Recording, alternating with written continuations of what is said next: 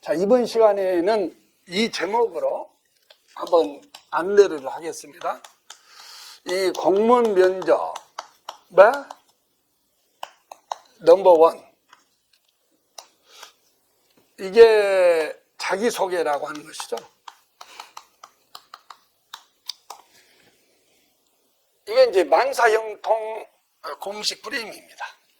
왜냐하면 이 자기소개만 제대로 한다면 이 하나의 공식을 가지고 면접의 40%는 커버를 할 수가 있다. 그걸 제가 이제 한번 보여드리려고 합니다. 이 면접이라고 하는 것은 쉽게 말하면 응시자인 여러분하고 평정위원 간의 자기 탐색입니다. 즉, 이 평정위원에게 응시자인 여러분은 자기소개를 이렇게 가감없이 이렇게 하고, 또 이 평정위원은 응시자에게 이제 뭘 알려고 하느냐면, 이 자기소개를 통해서 이 사람의 어떤 그 능력, 이걸 이제 보려고 하는 것이죠. 그러니까 면접은 이 사람이 필기시험을 잘 봤다고 해서 믿고 완벽히 뽑을 수 있느냐, 그것이 아니기 때문에 얼굴을 한번 보고, 또 실제로 말을 통해서 이 공무원으로서 필요한 능력, 역량, 이런 것을 갖추고 있는지 그걸 알기 위한 시험입니다. 그렇기 때문에 면접은, 모든 면접이 다 그래요. 공무원 면접, 신규 임용, 또 승진 면접, 또 일반 기업체 면접도 자기소개를 기초로 해서 모든 문항을 만들고, 또 이 자기소개 한두 개로 면탈도 결정이 되고 합격도 결정이 되는 것이지요. 공무원 임용 시험령에 보면은 평정 요소라고 돼 있죠. 그러니까 이 평정 요소는 결국 공무원으로서의 역량, 능력, 이런 걸 갖추고 있는가, 이것을 나타내주기 위한 대표적인 문항으로 되어 있습니다. 우선 공무원으로서의 정신적인 자세가 바르게 되어 있나, 이런 걸 면접을 통해서 우리가 이제 확인을 하려고 하는 것입니다. 그 다음에 이 사람이 어느 정도 우리가 어떤 문제를 해결하려면 전문 지식이 있어야 되고, 그 다음에 전문 지식과 이 전문 지식을 통해서 응용력이 있나, 실제로 당면하는 문제 해결력이 있나, 이런 것을 보려고 하는 것이죠. 그 다음에 A, 투명, 성실성. 왜냐면 우리가 이제 우리가 일을 처리하고 남하고 대화를 하고 그러면은 논리로만 하는 것 같지만 그렇지가 않아요. 물론 이제 순서가 좀 바뀌었는데 의사소통 능력도 매우 중요합니다. 뭐 이건 상관없어요. 의사 표현이 정확하고 논리성 있나. 근데 우리가 이제 이 현대 사회는 민주주의 사회고, 조직 내에서나 이렇게 국가 전체로 보나 아무리 지위가 높다고 해서 집권력을 가지고 일방적 명령으로는 되지 않습니다. 인생도 그래요. 부단히 설득을 하는 그런 사회거든요. 그렇기 때문에 특히 커뮤니케이션 이런 능력이 요즘에 이제 우리 아이들한테 길러줘야 할 아주 역량으로 되어 있단 말이에요. 그 다음에 우리가 어떤 일을 하려고 보면은 그 의지라든지 또 절제력이라든지, 그 다음에 의지, 절제력, 그 다음에 이제 장래의 어떤 이런 발전 가능성, 이런 것을 이제 5가지로 이렇게 평가하도록 되어 있습니다. 그 다음에 이제 중요한 게 하나가 창의력입니다. 창의력. 근데요, 이 모든 것이 바로 여러모를 묶어서 역량이라고 하는 것이죠. 요것은. 그러니까 우리가 이제 면접이라고 하는 걸 통해서 이걸 알려고 하는 거죠, 이것은. 이걸 알려고 하는 거예요. 여러모를 이름하여 다른 말로 뭐라고 하냐? 능력과 역량이라고 하는 것입니다. 근데 여러모를 이제 하나하나 분석을 해보면 왜 이게 중요하냐면, 여러분이 자기소개서를 적는다든지, 사전 조사서를 이렇게 적는다든지, 또 어떤 토론 문제를 가지고 발표를 한다든지, 여기에 밑바탕이 이것이기 때문에 이것은 아무리 많은 시간을 들여서 강의를 해도 아깝지가 않은 그런 내용이에요. 그러니까 면접은 이걸 보는 거다. 이걸 2글자로 뭐라고 한다? 역량, 능력이라고 한다. 그런데 이 능력은 여러분을 다시 이제 주머니로 또 묶은단 말이야. 그러면 이것이 직무 역량이면서 또 하나가 인성적 역량이 되는 겁니다. 그런데 여기에 상, 중, 하라고 돼 있어요. 그래서 이렇게 체크를 딱딱딱 해. 그래서 여기가 전부 하가 된다거나 평정이원 과반수 이상이 어느 한 문제나 2개 이상의 하를 이렇게 하면은 그 사람은 필기시험 성적이 아무리 좋아도 공무원으로서 부적격으로 판정이 돼서 면탈이 된다 그 말이에요. 그러니까 결국 이것은 뭐냐면 역량을 가지고 있냐 안 가지고 있냐, 즉 직무 능력과 인성적 자질의 장단점을 평가하는 것이죠. 상으로 들어가면 장점, 하로 들어가면 단점. 그러니까요. 그래서 우리는 이 5가지의 구체적인 게 뭐냐, 이걸 가지고 자소서를 쓴다거나 면접에 응해야 될 것으로 보입니다. 자, 여기서 이 다른 것도 아니고 공무원이라는 것은 어떤 개인적인 사무를 보는 게 아니고 국가의 공적인 업무를 보는 것이지요. 이 사람이 정신 자세가 제대로 돼 있냐 안 돼 있냐. 이 자세라는 말은 심리학적으로 어떤 사물이나 현상에 대한 태도라고 되어 있습니다. 이 태도는 어떤 현상이나 사물에 대해서 좋아하느냐 싫어하느냐 하는 마음의 가짐을 태도라고 하죠. 그래서 이 태도가 좋은 태도가 있고 나쁜 태도가 있어요. 예를 들면 추상적으로 하지 않겠습니다. 예를 들면 집에 엄청난 중요한 일, 내일 미루지 못할 일이 있다.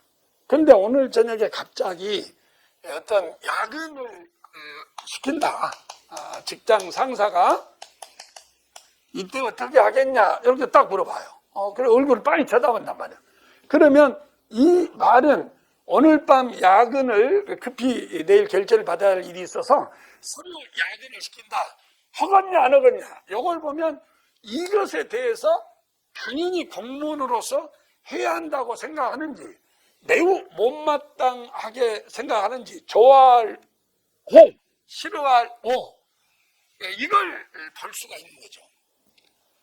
물론 요즘에는 이제 워라밸이라고 해서 무조건 야근을 시키고 밤에 일을 하고 이런 걸 좋게 보지를 않습니다. 그러나 우리가 공무라고 하는 게 지금 결정을 하지 않으면 많은 국민들한테 어떤 서비스의 시기를 놓쳐가지고 문제가 생길 때는 야근이라도 해야죠. 예, 기꺼이 이것은 해야 할 것입니다.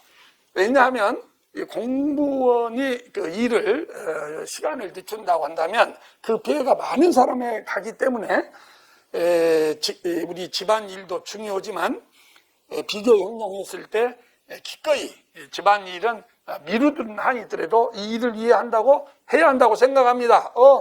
태도가 이것에 대해서 좋아하고 있구나. 정신, 자세, 상 이렇게 나온 거예요. 근데 저는 하늘이 2조각 나도 그 일을 못합니다. 뭐 이렇게 표현은 않더라도 개인 생활도 중요하고 그렇기 때문에 저는 이 일은 일종의 갑질이요 직장 내 괴롭힘이라고 생각합니다. 그래서 이 일은 할 수 없습니다. 제가 볼 때는 이런 식으로 대답을 했다가는 제가 볼 때는 면탈될 확률이 많습니다. 물론 아무렇게나 이렇게 평가를 한 거 아니죠. 평가위원으로 딱 선정이 되면 굉장히 가이드라인도 있고 또 중요한 걸 가지고 이렇게 중요하게 중립성을 가지고 객관적 신뢰도 있게 평가를 합니다. 그러나 과반수 이상이 거기 앉아있는 분도 아주 건전한 상식을 가진 공무원들인데 그분이 딱 봐서 과반수 이상이 이 사람 아니다 그러면 그 면탈이에요. 제가 볼 때는. 그렇기 때문에 이런 문제는 이걸 물어보기로 되어 있는 문제이기 때문에 여러분의 정말로 공무원으로서의 정신 자세가 바르게 되어 있는 사람은 이 대답을 잘 할 것입니다. 그 다음에 전문 지식과 응용력이라고 그래서 이 응용력은 우리가 공무원이 되다 보면 많은 문제가 발생합니다. 그 문제를 해결하는 능력이에요. 뭐 사고력이라고 할 수도 있어요. 그러면 우리가 악성 민원에 대해서 많이 물어보죠. 법적으로 뻔히 안 되는데 와서 무슨 요구를 한다. 어떻게 하겠냐? 그러면 말이 되는 민원이냐 아니냐를 여러분을 결정하는 판단이 뭐겠습니까? 여러 가지가 있는데 어떤 사람이 와서 민원 제기를 한다고 할 때 그 판단 기준을 저는 두 가지 공식이 있습니다. 하나의 공식이 뭐냐면 하나는 이 사람이 직접 이해관계자인지 그 다음에 또 하나는 그 사람이 제공하는 민원이 전문성과 타당성이 있는지 그 두 가지로 그 민원의 요구를 받아야 할까 받지 않아야 할까 이게 결정이 되는 것입니다. 자, 예를 들어서 어디에 나무가 하나 있어요. 나무. 근데 그 나무가 그 지역에 굉장히 그 지역의 유서를 나타내주는 아주 명물 고목입니다. 근데 거기에 새들이 와서 놀고 이렇게 해서 새똥도 싸고 또 시끄럽다 해서 안면방해다 해서 그 고목을 댈 것을 민원을 제기한 이런 사례가 실제로 많이 있습니다. 그러면 여러분은 만약에 그 담당 공무원이라면 그 민원이 실제로 그런 민원인이 그런 피해를 보고 있느냐 이게 이해관계입니다. 실제로 새들이 많이 와서 놀고 또 오물을 싸고 그래서 빨래에 영향이 있고 안면 방해가 일어나느냐 이해관계가 있느냐 또 이해관계자는 이해관계자인데 그분이 주장하는 말이 사실이 맞냐 안 맞냐 태양광 문제를 놓고도 그래요. 이 두 가지를 따져서 이 두 가지가 있을 때는 즉각적으로 그걸 해결해 주기 위해서 적극적 노력을 해야 함이 옳습니다. 이렇게 대답을 해야 합니다. 그게 설령 법에 문제가 있다 하더라도 요즘에 이제 적극행정의 관점에서 이해관계자이면서 그분의 요구가 객관적으로 타당하다면 타법에 근거 규정이 있느냐 그런 걸 봐서 그 나무를 다른 쪽에 옮긴다든지 해서 적극적으로 해결하려고는 자세를 보이는 것 이렇게 말을 해야 이게 정답이에요. 그러면 그 말을 통해서 이 사람이 민원인의 요구를 수용할 수 있는 근거 기준을 알고 있죠. 이게 전문지식입니다. 그리고 그 문제를 통해서 방금 그 유서 깊은 아주 그 지역의 명소화를 나타낼 수 있는 그 고목에 대해서까지 민원인의 요구를 중시를 해서 다른 데로 옮기는 것을 한번 고민을 해봐야 한다. 그게 응용력과 문제 해결 능력이 검증이 된 것입니다. 그래야지 아무런 어떤 근거와 논리적 기준도 없이 뭐 대답을 한다면 그것은 전문 지식도 없을 뿐더러 우선 의사 표현에서 많은 문제가 생기게 되는 것이죠. 그 다음에 이것부터 설명을 할게요. 이 의사 표현 능력은 정확하고 논리를 가지고 우리가 설득을 해야 됩니다.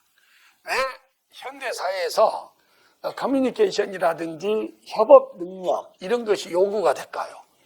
사회가 너무나 빨리 변하고, 그 다음에 늘상 새로운 좋은 현상이 많이 대두가 되고 있습니다. 그러니까 우리는 이렇게 사회가 변화가 없다면 교과서에서 배운 지식을 가지고 그대로 그걸 반복적으로 적용을 하면 된단 말이에요. 그런데 사회가 너무 변하기 때문에 자꾸 문제가 발생할 뿐만이 아니라 또 부단히 국민들한테 그것을 홍보를 하고 알려서 정책의 수능을 받아야 된다는 겁니다. 지금 우리 코로나 사태를 보더라도 무조건 이 코로나19 팬데믹을 막기 위해서 영업시간을 단축해라 이렇게만 말을 해서는 정책의 수능을 확보하기가 어렵습니다. 그러므로 그 재난 담당하는 분들 노란 옷 입고 나와서 늘상 국민하고 소통을 하지 않습니까? 그러면 그것이 얼마나 논리적으로 국민한테 먹히느냐, 그것이 바로 이렇게 다양한 사람들이 협업을 해야 되고 또 민주사회에서 설득을 해야 하는 그런 입장에서 공무원에게 있어서 이 의사표현 커뮤니케이션 능력은 굉장히 중요한 역량 중에 하나다. 그러면 이런 것은 뭐냐, 이걸 표현하기 위해서는 어느 하나를 물어보면 그 말을 설명할 때 논리적으로 설명한지 아는지 이런 역량을 알 수가 있는 것이죠. 뭐 옛날과 같이 여러분이 이제 뭐 이렇게 고시를 합격을 해서 이렇게 딱 5급으로 임용이 된단 말이야. 그러면 저 밑에 직원들이라 해서 이렇게 일반적으로 지시 통제를 해서 지금은 따르는 시대가 아닙니다. 더군다나 우리 여러분들은 되게 90년대생들, 요 세대가 아주 아주 복잡한 세대입니다. N세대다 그래서 뉴 제너레이션, 또 네트워크 시대, 케미컬 세대에서 여러분들이 다루기가 아주 어려워요. 그리고 여러분들은 꼰대들하고 이렇게 잘 어울리는 그런 성격이 아니에요. 그렇기 때문에 더더욱이 이런 커뮤니케이션 능력이 매우 중요합니다. 또 이 커뮤니케이션 능력만이 아니고 크리에이티비티다 그래갖고 창의력이 매우 중요합니다. 우리 공직에서 제일 문제가 안정성, 그게 문제가 아니라 안정성을 추구하다 보니까 설레답습주의를 많이 합니다. 이러다 보면은 시대에 뒤처지는 행정을 해서 아주 질 좋은 행정을 할 수가 없습니다. 그래서 공무원은 비판적 생각이 있어야 되고, 이런 창의력이라는 것은 전통과 관리를 이렇게 과감히 깨는 그러한 역량과 자세, 태세가 갖춰져 있어야 늘상 새로운 행정을 할 수가 있다. 이런 걸 이제 물어보는 겁니다. 근데요, 이런 의사소통이나 남을 설득한다고 하는 것이 이런 논리만 가지고는 되는 것이 아닙니다. 더군다나 공무원은 여러 사람에게 영향을 미치는 그런 일을 결정을 하고 집행을 하고 처리를 합니다. 예를 들면 경찰이라든지 특히 권력을 더 많이 가지고 일선에서 집행하는 공무원일수록 이런 것도 중요하지만은 이게 매우 중요한 것입니다. 애절은 가장 강한 설득력이고 가장 강한 지도력이고 가장 강한 대인관계 능력입니다. 애절이. 그래서 이런 면접을 통해서 그 사람의 말하는 거, 가치관, 정신자세 이런 걸 통해서 그 애절을 보는 것이죠. A는 겉으로만 드러내는 게 아니에요. 말 속에서 그거에 녹아 스며나와요. 이 말 속에는 모든 게 다 거기에 나오고, 또 여러분이 우리 전철을 탈 때 오늘도 내가 전철을 타고 이렇게 왔는데 그 임산부석에 자리가 다 비어 있어요. 옆에 그 젊은 사람들이나 다른 사람도 다 앉아야 되지만 그 자리를 딱 대놨단 말이야. 이런 걸 통해서 이렇게 A를 보고, 그 다음에 어떤 사람이 앉을 때 약간 옷을 이렇게 여미는 그거 하나로 A를 볼 수도 있고, 그 사람의 품행을 볼 수도 있고, 그 사람의 진정성과 성실성을 볼 수가 있는 것입니다. 성실은 왜 필요하냐? 원래 이 성실이라고 하는 것은 진실됨을 의미하고 자기가 한 말에 대해서 끝까지 책임을 지는 자세입니다. 여러분, 이 사회를 움직이는 것은 돈입니다. 좀 표현을 따듬지 않아서 그러는데, 우리가 이 사회를 움직이는 건 저 돈이에요, 돈. 이런 돈 이윤 창출 동기가 학원도 운영하고 강사들의 질 좋은 강의, 음식점에서 질 좋은 음식 이런 걸 만들어냅니다. 그렇기 때문에 돈을 받고 강의를 하는 사설학원의 강사들, 그 다음에 돈을 받고 음식을 파는 이런 음식점 주인은 누가 간섭하지 않아도, 성실하지 않아도 질 좋은 음식과 강의를 만들어낼 수가 있죠. 그런데 공무원은 상황이 전혀 다릅니다. 성과급 있긴 하지만은 공무원은 이 산출물에 대한 계량적인 비용 편익 분석이 어렵기 때문에 성과급을 제대로 줄 수도 없고, 이런 만큼 좋은 품질을 만들어낸 만큼 보상을 받는 것이 아니죠. 소위 말하면 보이지 않는 손, 이윤에 의해서 움직이지 않아요. 그러니까 공무원은 성실성과 의지력과 결제력과 난관 돌파 능력 이런 것이 없이는 일을 제대로 수행할 수 없기 때문에 이런 성실성, 의지력 이런 것을 우리 공직의 중요한 인성적 역량으로 보는 것입니다.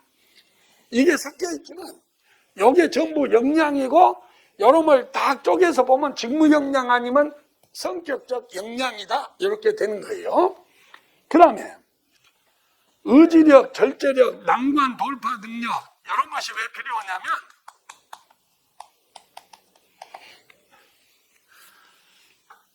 이 공무원들은 많은 이 감시망 속에서 조그만 일을 잘못해도 엄청난 구설수에 오르게 되고, 또 공무원이 정책 결정을 잘못하면은 그 피해가 많이 가게 되고, 또 공무원이 한 의사결정에 대해서는 많은 저항과 반발이 따르게 됩니다.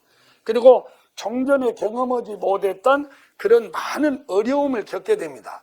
이것을 끝까지 밀고 나가서 그 어려움을 극복하고 이렇게 하는 데는 의지력과 절제력 이런 것이 필요합니다. 특히 이 공무원들은 이런 스트레스 관리 같은 거, 감정 조절 이런 것이 굉장히 중요한 역량으로 되어 있습니다. 그래서 이런 걸 굉장히 많이 물어봐요. 그래서 이 모든 걸 통해서 이런 장래의 발전 가능성을 물어보는 것입니다. 그래서 여러분은 자소서를 쓸 때, 그 다음에 자기소개를 할 때 전부 이것을 증명해 보여야 하는 것입니다. 그런데 나 의사소통 능력이 있습니다.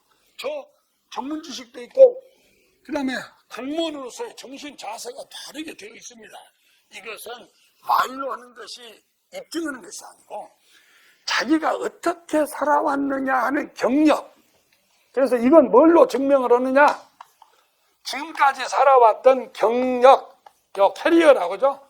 이 경력을 가지고 증명할 수 있습니다. 원래 이 캐리어라는 것은 수레바퀴라는 뜻이야.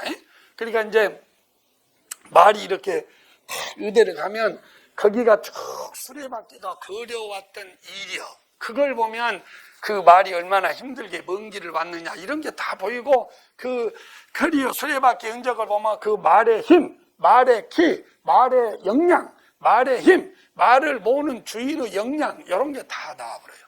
그리고 말의 등거리 위에다가 얼마나 많은 짐을 실었느냐, 이것이 모든 걸 다 알려줘. 그래서 이런 경력, 여기서 경력이라는 것은 여러분이 의대 연수를 갔다 왔다 이런 것도 경력이고요.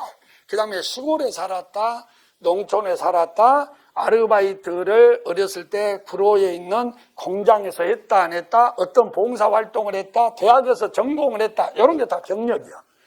그리고 이러한 인생의 마디마디에서 크든 적든 여러분들이 어떤 성취를 했을 것입니다. 이 성취와 경력을 소개함으로써 이런 것을 보여줘야 하는 것이에요. 말은 이렇게 하면 그런 것 같다 그러죠. 이게 수긍이 다 됩니다. 그러면 실제로 제가 아까 뭐라고 말했냐면, 이런 면접에 관한 문제만 제대로 처리를 해버리면 실제로 면접이 한 50%는 될 것 같아요. 자, 제일 어려운 문제가 뭐냐면 자기소개를 해보세요. 이렇게 나와요. 승진이든 결혼선을 볼 때든 우리 공무원 신규 임용 면접이든 경찰 면접, 선관위 면접, 사회복지직 다 사기업체 자기소개를 해보시오. 그러면 자기소개에서 이런 것이 드러나게 표현을 해야 됩니다. 그래서 자기소개를 하려면 먼저 직무상 또 성격도 자질이여 그런 인성적인 장점에 대해서 이런 경력과 실적을 말하면서 설명을 해야 하는 것이죠. 자기소개를 해보십시오. 일반 행정직에 또는 교육행정직에 경찰직이 되고 싶어서 지원을 했던 번호 몇 번 누구입니다. 저는 그 공무원이 되기 위해서 나름대로 두 가지 필요한 어떤 자질, 예를 들면 공무원으로서 어떤 직무 역량이 있나, 그리고 또 공무원으로서 바람직한 성격과 자세를 갖추고 있느냐, 이 두 가지 측면에서 저를 소개해 올리겠습니다. 저는 그러면서 이제 이런 걸 말한 거예요. 저는 대학에서 행정학을 전공하면서 조직을 이해하게 됐고, 조직의 팀워크를 위해서 또 조직의 어떤 관리를 위해서 어떻게 해야 되는지를 배웠고, 또 실제로 저는 리더자가 되어서 어떤 학습 동아리를 이끌면서 그 우리 학습 동아리가 그 학교 다닐 때 조직했던 동아리 중에서 가장 성공한 동아리로서 이렇게 선정이 돼서 학회지에 실린 적도 있습니다. 이렇게 말을 함으로써 자기가 조직도 잘 알고 대인관계 능력, 리더십 이런 것이 있다는 것을 이렇게 소개를 하는 거예요. 그래서 마지막에 그래서 공무원이 되기 위해서는 저는 공무원이 되려면 의사소통 능력도 있어야 되고 애절과 품행, 성실성 이런 거 못지않게 문제 해결력과 의지, 전문지식이 있어야 된다고 생각하는데 저는 장점도 있고 단점도 있지만은 그러나 제가 가지고 있는 이런 장점이 가장 공직에 어울릴 것 같아서 이렇게 지원을 했고 이렇게 공직에 봉사할 기회가 있으면 최선을 다해서 일을 할 수 있을 것 같습니다. 이렇게 설명을 해야 이게 진정성이 있는 것이다 이거예요. 뭔 기교를 부려라고 이렇게 가르치는 게 아니고 이걸 제대로 알고 답을 해야 된다고 하는 것입니다. 그 다음에 또 이런 문제만 있는 게 아니에요. 내가 왜 임시단을 뽑아야 되느냐, 뭐 이런 말도 다 그런 유형의 문제예요. 이게 결론적으로 말하면 저는 그냥 또 이런 질문도 있어요. 얼마나 공무원이 되고 싶으냐, 이렇게 얼마나 공무원이 되고 싶으냐, 얼마나 경찰이 되고 싶은가, 얼마나 교육행정직 공무원이 되고 싶으냐, 일행직 공무원이 되고 싶은가 물어봐요. 그러면 겁나게 되고 싶습니다. 답이지. 죽도록 되고 싶습니다. 다 답이요, 그것이. 그리고 저는 이거 안 되면 그냥 앞으로 남은 인생 아예 공부하고는 담 쌓고 살랍니다. 다 답이요. 그리고 다 점수가 나오죠. 뭐 그것 가지고 면탈은 되지 않을 것이에요. 아까 이 문제는 조심해야 돼. 아주 잘못하면 면탈이 될 수가 있어요. 그러나 이건 다 답이야. 그러나 제가 볼 때는 그런 말은 감성에 호소하는 감성팔이식밖에 안 돼. 공무원으로서의 품행도 없고 품격도 없고 그리고 대답 속에 성실함도 없고 전문지식도 없고 도대체 공무원에 대해 공직 가치에 대한 정신자세, 이 공무원을 의대 그냥 철밥그릇이라 여기에 지원했습니다. 근다거나 사실 제가 이게 마지막입니다. 다른 일 해봤지만 다 실패해서 여기 왔습니다. 그런 것은 품격에 떨어지는 답이고 이렇게 답을 해줘야 됩니다. 얼마나 공무원이 되고 싶으냐 그 말은 저는 이렇게 전공에 무엇을 했고 어느 직장에 취직을 해서 어떤 일을 해봤고 이 과정에서 많은 업적도 올렸습니다. 그래서 저는 이런 남다른 성격적 측면에서 이런 의지력과 결재력 그리고 항상 관행을 깨려고 하는 그런 창의적 성격을 가지고 있다는 그런 평을 많이 듣고 있습니다.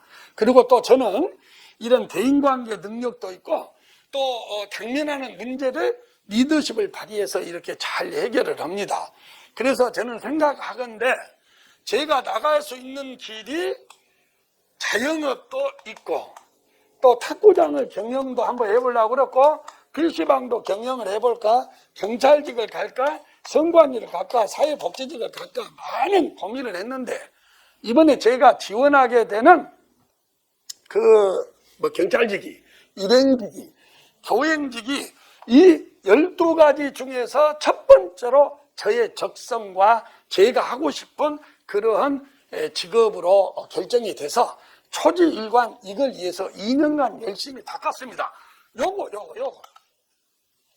제가 가능한 12개 직업 중에서 일반 행정직에서 근무하는, 더군다나 합격을 해서 이런 주민행복센터나 동사무소 그런 데서 일선에서 이렇게 이런 복지 행정을 견다거나 이런 것이 가장 저의 장점을 살릴 수 있을 것 같고 저의 단점과 충돌이 안 될 것 같아서 제가 가능한 12가지 직업 중에 첫 번째입니다. 이것이 품격 있는 말이고 논리가 딱 서고 자세가 바르게 된다. 응? 무슨 솔직히 말해서 얘가 신분보장이 잘 돼서 여기에 왔습니다. 그러한 품격 떨어지는 대답도 아니고 그렇다고 막연하게 막 소리를 지르고 이것만 해주면 뭐가 어떻겠다 그런 답이 아니고 이러한 미안해요. 공무원의 평정 요소에 맞춰서 여러분이 대답을 해라. 이런 얘기를 여러분한테 하고 싶습니다. 또 있어요. 또 예를 들면 이제 여러분이 서울시를 아니면 저기 전남을 강원도 어디 왜 우리 도, 왜 우리 시, 왜 우리 자치구, 우리 군에 공무원이 되려고 하느냐? 에? 공무원이 되려고 하느냐? 이것은 공무원이 되려고 하느냐? 공직의 지원 동기가 뭐냐? 예, 공직에서 요구하는 이런 분야의 장점과 성격이 맞기 때문입니다. 이건 똑같아요. 그런데 문제는 요거 우리 도시 군에 왜 지원이 되려고 하냐? 그러면은 적어도 자기가 지원하려고 하는 그 시나 도에 대해서는 거기에 지리적인 특성이나 또 어떤 역사, 자연적인 특성은 알죠. 예를 들면 내가 지원하려고 한 데가 산이 많은지 평야가 많은지는 알 거 아닙니까? 그리고 내가 또 지원하려고 하는 데가 역사적으로 얼마나 문화유적지가 많고 이런 것도 관광도시냐 아니냐, 임업도시냐 농업도시냐 고령사회냐, 인구가 늘고 있냐 줄고 있냐, 이건 맞는 것 알지 않겠습니까? 그러면 제가 지원하고자 하는 이 군은 유적지도 많고 그 다음에 청정도시가 많은데 그러나 이렇게 일자리나 이런 것이 없어갖고 인구가 계속 줄고 그래서 저는 제 전공을 살려서 여기에 근무를 하게 되면 이 관광도시로 여기를 한번 만들어 보겠습니다. 저는 공무원으로서 이 관광학에 대한 전문 지식도 있을 뿐만이 아니고 그 다음에 한 가지 일을 맡겨놓으면 성실하게 그리고 의지를 가지고 어떤 난관도 돌파할 수 있는 그런 경험이 많이 있기 때문에 특히 저는 관광사업에 관심을 가지고 여기에 지원을 하게 된 겁니다. 봉사할 기회를 주시면 정말로 봉사도 하고 저도 행복하고 이렇게 좋은 성취를 이루갈 수 있을 것 같습니다. 이것이 답이다. 이런 얘기가 됩니다. 그래서 이제 여러분은 다시 오늘 이제 직무 역량 중에서 이런 창의력, 그래서 또 문제에서는 이런 것도 나와요. 여러분 하나하나에 대해서 여러분이 곱씹어 봐야 돼. 예를 들면 본인의 성실성을 입증할 수 있는 사례가 있나? 이런 걸 물어본단 말이에요. 그러면 제가 여기 짬짬이 공부하면서 아르바이트를 했는데 그 한 가게에서 무슨 밤에만 이렇게 아르바이트를 했는데 올해 그 대학 다닐 때부터 해서 9년째 아르바이트를 하고 있습니다. 이제 저도 궁금해서 물어봤더니 그 주인이 그 성실함, 진실됨 이거 하나 보고 저한테 모든 걸 맡기면 그 아드님한테 맡긴 거 못지않게 든든해서 저한테 이렇게 한다 해서 올해 8년째, 12년째 하고 있습니다. 그러면 되는 거고요. 또 이 창의력을 물어보기 위해서 이래요. 지금까지 어떤 경험 중에 어떤 취직을 했다거나 아르바이트를 했다거나 그럴 때 좀 현실에 맞지 않는 제도, 관행을 한번 본인이 주도적으로 타파해 본 적이 있느냐 이렇게 물어봐요. 그러면 여러분은 빨리 창의력을 우리가 이렇게 생각을 해야 돼요. 그래서 창의력이란 게 뭐냐면 설레에 답습하지 않고 설레에 답습하지 않고 어떤 공익적인 것을 위해서 적극적으로 문제를 발견을 해서 그것을 해결을 할 때, 그래서 유용한 결과를 가져올 때 그걸 창의력이라고 그래요. 그러니까 이게 창의력이라는 것은 첫째, 민감성을 가지고 문제를 처음으로 발견한 사람이 최고예요. 두 번째, 개조를 해야 해요. 그래서 마지막에 유용한 실적을 가져온 그런 사례를 이렇게 말을 하면 됩니다. 뭐 제가 예를 들어서 학습 동아리를 구성 운영할 때인데 나중에 그 동아리의 운영장을 맡게 됐는데 항상 주제 선정이 선배들이 했던 그 목록을 가지고 이렇게 학습 동아리 연구 주제를 선정한 적이 있었습니다. 그러나 요즘과 같은 빅데이터 시대에 이건 맞지 않다. 그래서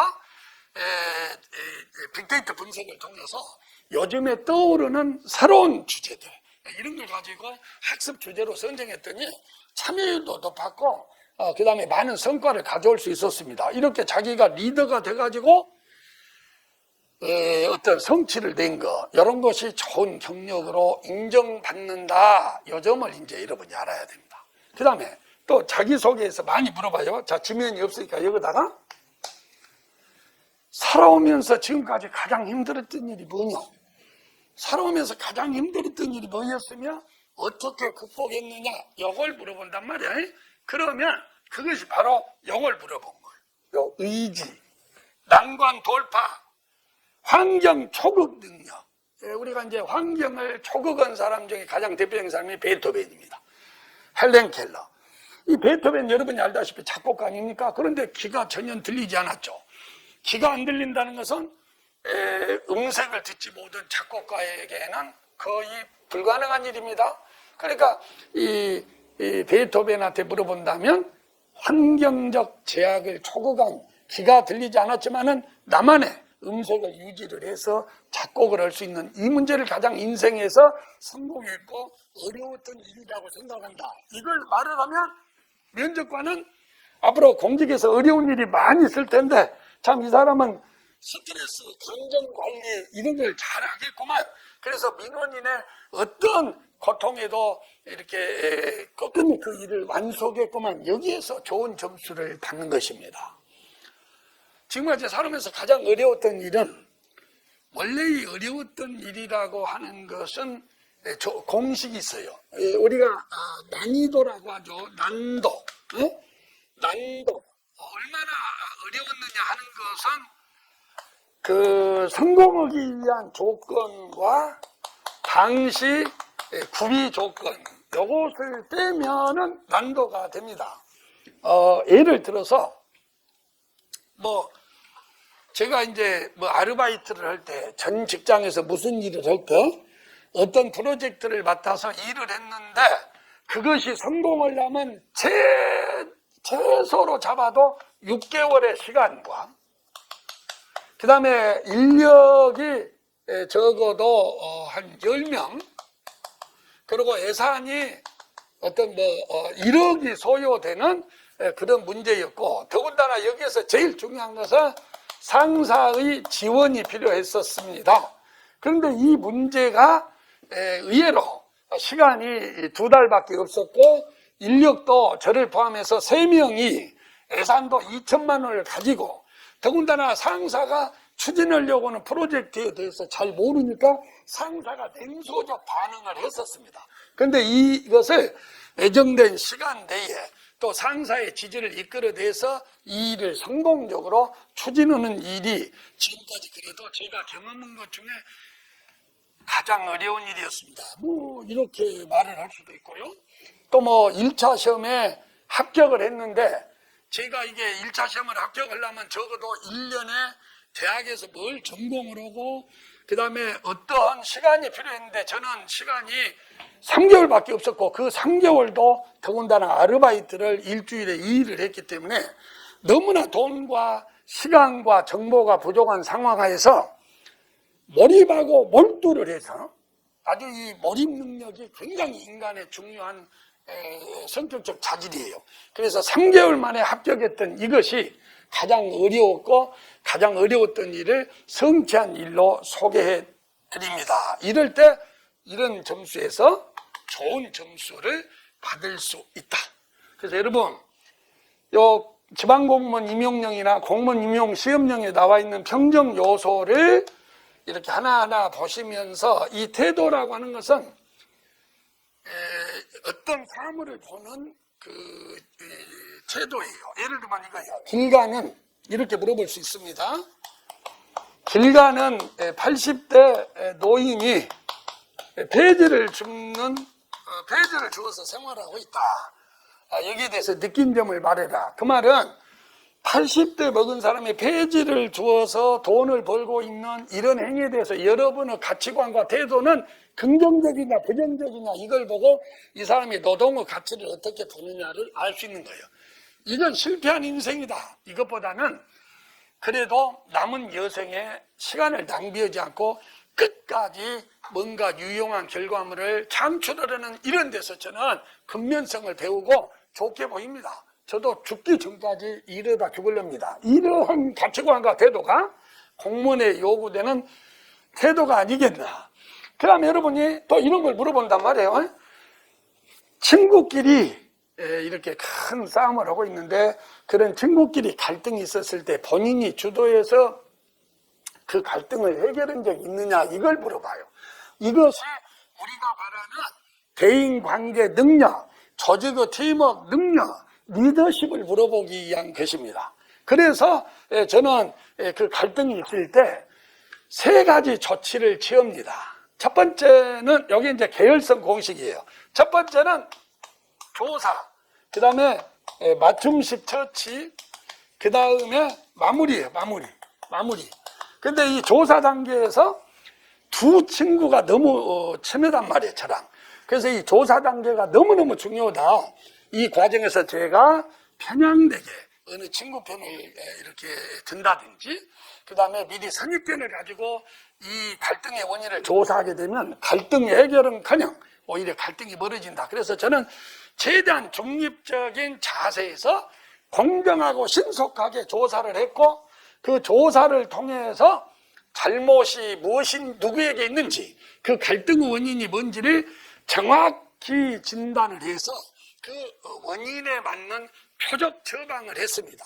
근데 더 중요한 것은 그 갈등으로 인해서 그 친구 관계, 저와의 관계가 멀어지지 않도록 원래 관계 복원에 노력을 해서 지금은 외려 더 친하게 이렇게 지내는 걸 보고 있습니다. 이러면 공직자에게 제일 중요한 이런 거, 의사소통 능력, 그 다음에 조직 관리 능력, 전문성, 그 갈등에 대해서 전문성이 딱 있잖아요. 그리고 현실의 문제를 해결할 수 있죠. 그래서 이거 하나로 전부 상상상 이렇게 되는 것입니다. 자, 여러분, 요거 잘 하나하나 걸침해보고, 또 이제 요 자료는 카페에 들어가서 찾아서 보고, 자, 여러분의 건투를 빌고 또 조만간에 여러분을 이렇게 한번 찾아보겠습니다. 자, 고맙습니다.